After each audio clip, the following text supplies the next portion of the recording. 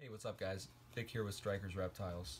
Today I just wanted to do a quick video on non-feeding ball pythons.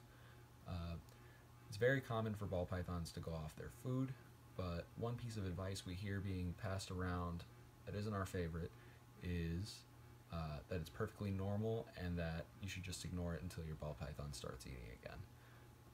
Most times when a ball python isn't eating, there are some adjustments that we can make that will get them back on food, which is not only good for moving your projects along faster since the animal is eating and growing, it also is better for the health of the animal. So the first thing that we like to tackle when dealing with a non-feeding ball python is the husbandry, the care it's receiving. We want to make sure that the ambient temperature is still in the high 70s to low 80s. Our basking hotspot is in the high 80s to low 90s, so about 88 to 92 degrees, and the humidity is between 50 and 70%. If all those factors are being met, the next thing you need to consider in your husbandry is how secure the ball python feels. Is your ball python in a high traffic area of the house where people and pets are walking past it constantly? Or is it in a quiet corner of the room? Is it next to maybe your speaker where the bass is constantly vibrating its cage? These are all things that need to be considered because this is a very shy animal, and if they're stressed out by any of their environmental factors, that can lead to not feeding. Another problem that people commonly see is their ball python going off food in the winter just to return to eating like normal in the spring and summer.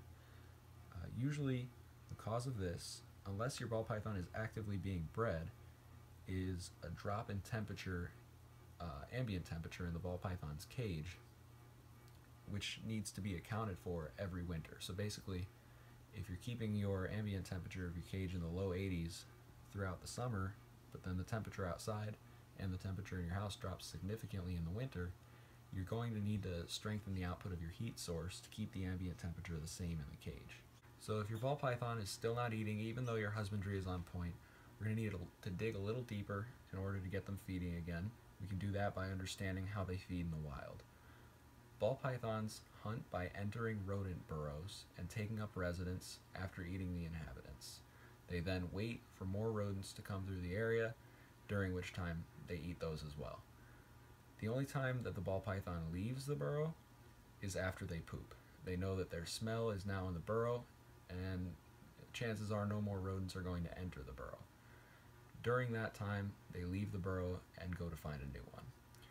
So that tells us that when a ball python's smell is in their habitat, they know it's time to go.